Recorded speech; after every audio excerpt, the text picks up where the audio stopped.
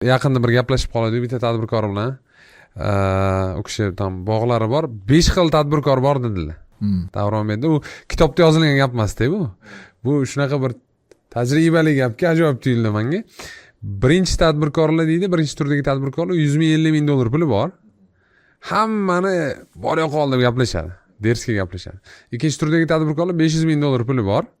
Bunaqa tadbirkorlar deydilar, yuqori qatlamga intilishadi. Ya'ni odam tanlashni boshlashadi. To есть, misol uchun, men to'yga chaqirsam kelmaydi-yu, birorta hokim yoki boshqa odam to'yga chaqirsa boradi, ular bilan tanishishga keladi. Uchinchi tadbirkorlar Hoji aka style deyman dedilar. 1 million, 2 million pul topgan, uy-puylar hammasini qilib qo'ygan. Takoy sekin soddan yoqib uyda o'tiradi, pulim yo'q deydi. 4-turdagi tadbirkorlar deydi, u katta tadbirkorlar.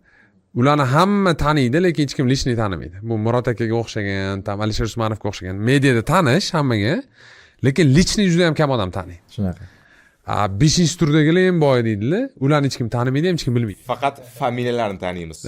Familiya qattirishishi mumkin, no u shirma ortidagi odamlar-da. U insonni shu darajada boy deydiki, kerak bo'lsa siyosatga aralashishi mumkin. Pul anaqasi bilan, pul kuchi